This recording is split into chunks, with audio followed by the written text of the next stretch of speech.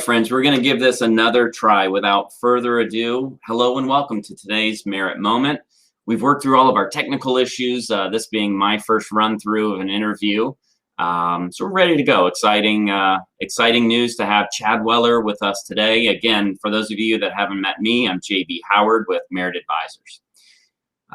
This will be a little painful for Chad, but we've got to talk a little bit about him and some of the great things he has done and is doing for his clients. So a little background on Chad. Over the past decade, he's proven to be a dynamic public speaker, coaching audiences how to stay the course towards a life of purpose.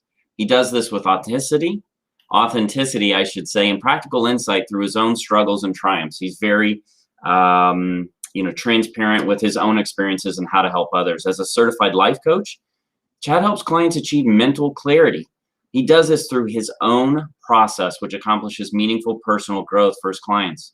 Now, not only is Chad a high-performance life coach, he's traveled the globe for years as a model, motivational speaker, and professional ultramarathon runner, completing multiple 100-mile races across the globe, if you can imagine. So it's been a lot of fun.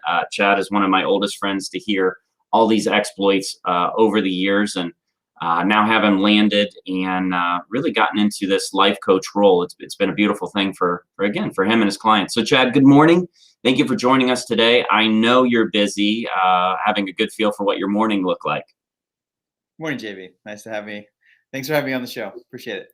That's great. That's exciting. So just a couple of questions today. I know if we were given the bandwidth, we could talk for several hours on the financial side of things, on the life coaching side of things, but we'll just do a couple of questions today, maybe 15, 20 minutes. So first and foremost, in your experience, have you seen a shift in the way people think about financial planning after we'll just call it the chaos of 2020, especially in their attitudes towards saving for the future? Have those attitudes changed in any meaningful or significant way that you've seen? You talk to so many people. Yeah, I can definitely see people wanting to create more of a secure plan, if you will, and being more mindful of what they have. Talk more about behavior. I talk more or less with behaviors around their habits around money, savings, if you will, what the retirement may look like. I feel that everybody as everything's still shifting. That's fair. Are wanting to have control of what they can have control of, because there's so much less we have control of now. So just having an understanding of where they are. So that's a big financial inventory, so to speak. Sure, 100% inventory, but also the emotional piece that's connected to the financial piece, right? A lot of people. Oh yeah. What are their habits? What has worked for them? What are they willing to bring into their lives to build that, that safety net, if you will, their emergency fund? A lot of people that didn't have the experience with having an emergency fund, some of them had to learn the hard way. So now they're more intrigued and more interested in what are some of the different methods out there now, the cryptocurrency, all these different things coming around, opening up for people to establish different ways of building their wealth.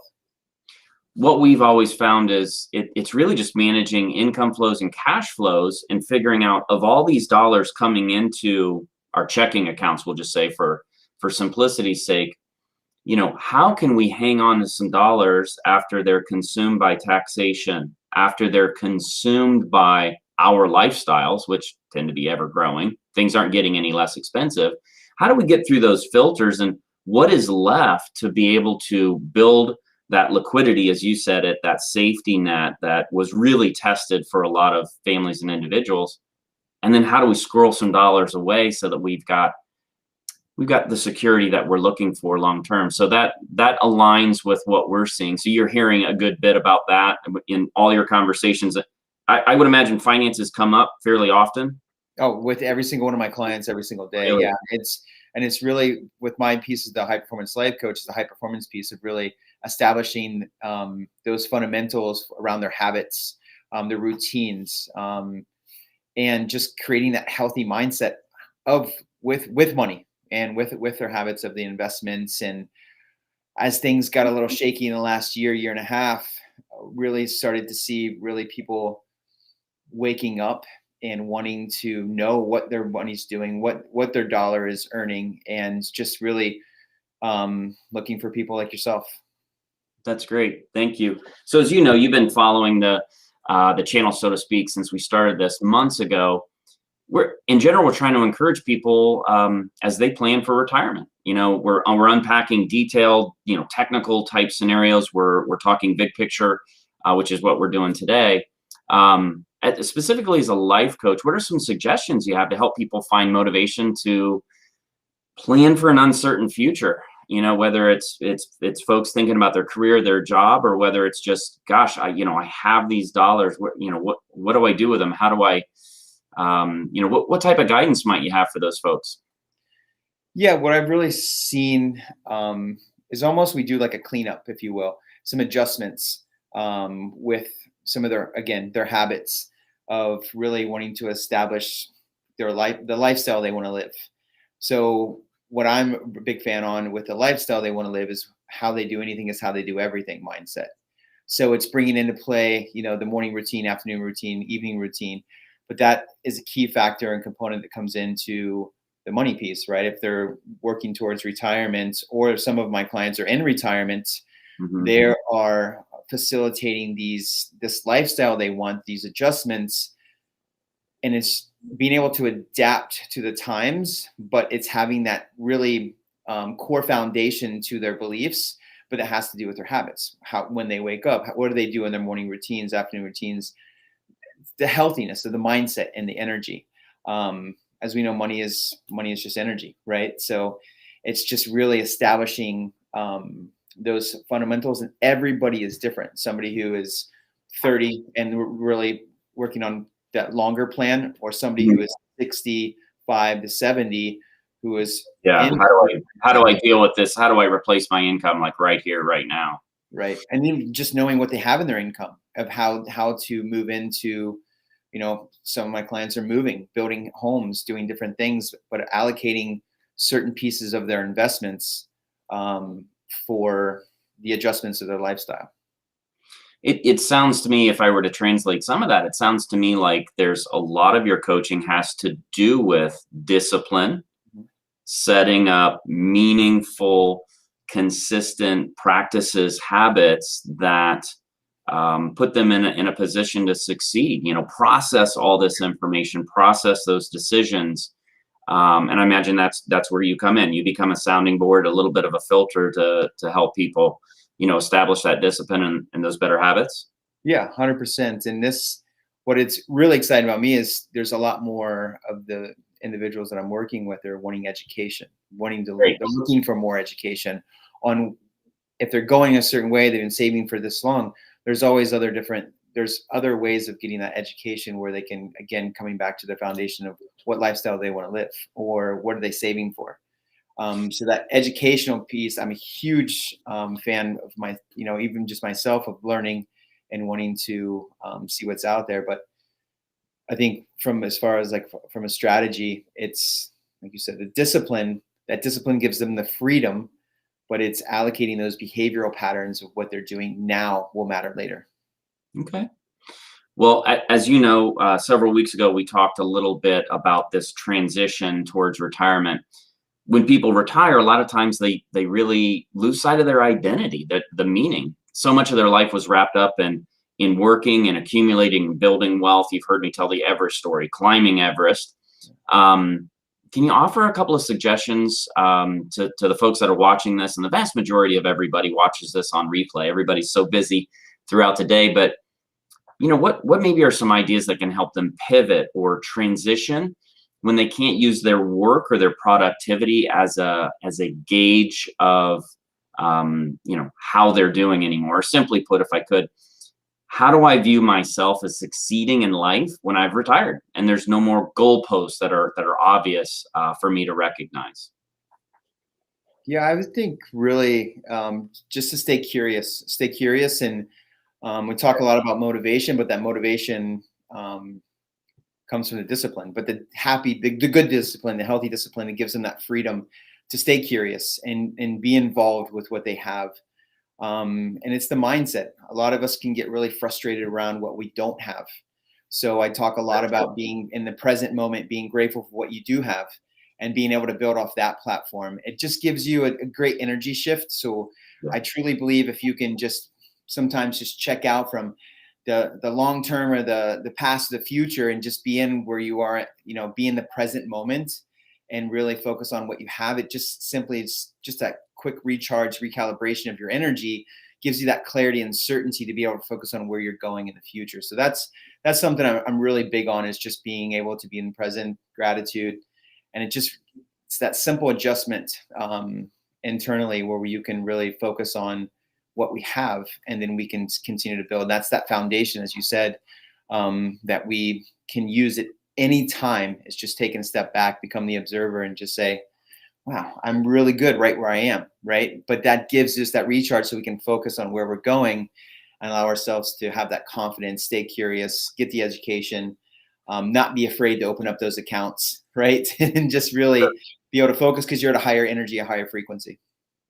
I love it. I couldn't agree more. I know for me personally, for being a leader of our family, the thought of and leading with gratitude, so freeing. It forces you to focus on everything you do have. I just feel like in our society, in this moment, so to speak, in this world of social media, we've really created this environment, whether we realize it or not, where as a society, we're constantly chasing more. It never seems to be enough. And that creates a lot of anxiety and unrest and uncertainty. And so love that you're talking to your clients and your closest of all friends about having that sense of gratitude. There's a lot of value to that. And it's also not quite as simple as it sounds. I mean, that's great to talk about, but how do you actually do that daily? How's that become your filter? And so I think, again, we circle back to that discipline and putting in some good habits. So yeah, thank you for that. So along those lines, how important do you think a strong social network is for people nearing retirement? How important is it for them to have community and good, strong relationships around them? Yeah, I think it's super important. It gives you that confidence. It gives you that place for the community to go and see what other people are doing. But it's also just a place to to connect and to build so having those familiar faces and just having, again, that energy to disconnect from being in your own thoughts, like you were just talking about. I talk a lot about chasing. These are creating opportunities, creating conversations. It could end up in trips. It could be end up in investments. There's so many different things when you have this community. These other people could be doing other things you knew nothing about. Mm-hmm. And then you just had a couple conversations, coffee, dinner, whatever it is. And then you're just like, I want to do what he's doing because he just invested in this or that. And, has new opportunities. Yeah. New opportunities. And that's really, when you're chasing, I don't feel that you can be in that mindset of, you can, but it's difficult. Slowing down and investing in the people around you, and then being able to feel, that return on investment is really having a positive impact on others, and vice versa. Do you find that, you talk to so many people on a daily basis, and I would say from multiple time zones, right? And so they're all over the world. Are you finding there's a correlation between the amount of relationships and community and quality that people have and maybe their unrest or their troubles that they're having? I mean, I guess what I'm getting at is folks with a stronger community, stronger network, are they better off? Yeah, I think energetically, because they're creating that community themselves. Again, they're not in that chasing. They're not constantly trying to do something, right? They're creating opportunities, like you said earlier. And I think that's really, when you have these quality over quantity, really helps them stay grounded and keeps very positive energy. And again, it keeps you out of the fast lane, I call it. So it's well, I know you've been really careful over the last several years to, instead of being for everyone, to focus in on healthy relationships because of how that reflects on your behavior and your mental health. And I know that's a big part of what we're coaching our children through at home, 16 and 13. you kind of are or become who you're spending your time with. So let's be really careful. And I don't think that ever changes, right? I mean, whether you're 13 or 16 or whether you're 70 years old, it has a meaningful impact, positive or negative. 100%. And again, that falls back right around behavioral patterns and habits, right? It's who you associate with, and setting an intention right around the community, and just being really open to. I love talking about evolving, and I love putting myself in those communities, people that are loving to evolve in a healthy way, the healthy mindset, the healthy energy. So again, everybody's different, but I just truly believe it's very powerful to be in a place of establishing, having that network, allows room for that growth mindset. Great. Yeah. So get right down to it. Are there a couple, maybe 2 tips for building a strong social network if folks are struggling with that? I know it. And when I say that, I don't mean more friends on Facebook. You know, how do you know, what are a couple ideas to have more meaningful relationships in this day and age where, especially with COVID, we seem to be so disconnected? Yeah. And that connection piece, connecting yourself, and stay true to yourself, and stay true to your mission, and open up and be curious, and have good conversations, and stay curious, and keep it simple. But I always stay connected to self, and you'll end up being in front of the right person at the right time. And it's just staying optimistic and really just keeping the doors open. You That's never like know. a little bit of patience goes a long way as well. Yeah, yeah. You never know who you're going to meet, and like you said, the opportunity I get to meeting all these people around the world, I never know who I'm going to meet today, and Sure. it's a great opportunity. But I'm always just focusing, again, being present, and just being in my own energy, and just allow things to happen, and to be patient and mindful. Fantastic. Chad, thank you. Again, we could go for an hour or two. I'd love to hear more about your process. How do you meet a new client? What do you walk them through? What are some common, pitfalls, challenges? What are opportunities? How do you help them manage it? But obviously we're running a little tight on time today for your sake, mine, and our viewers. So thank you first and foremost for your time today. I know you're managing clients, as I said earlier, multiple time zones. You're off your normal time zone since you're traveling, and that's why we jockeyed things around this morning. So really appreciate the effort it took to schedule our time today, and to be so patient with me as we misfired this morning on the technology side of things. I am feeling old, and I am running to catch up with all of this technology. So thank all of you that are watching today and are going to watch later today and this week. I would really encourage you to check out Chad's website at www.chadweller.com, CHADWELLER.com. For more information, read about Chad's story, read about what he's got going on. You also are able to click on a button and schedule a complimentary first session. Find out if Chad and his process, which is the most important thing, can help you on your journey towards more meaning, purpose, and more depth in whether it's your relationships or just, leading an examined and meaningful life. So I hope to see you all back here next Thursday at our normal time, 3 p.m. Eastern. We'll be back to that when we discuss the investment management concept of sequence of returns and the risk it represents to your retirement planning. So enjoy the rest of your day, and I hope to see you next week. Thank you all so much for your patience with, as I said, our technology misfire. And when I say our, I mean my. So thank you all very much. Chad, thank you so much. My pleasure, JB. Thank you. All right.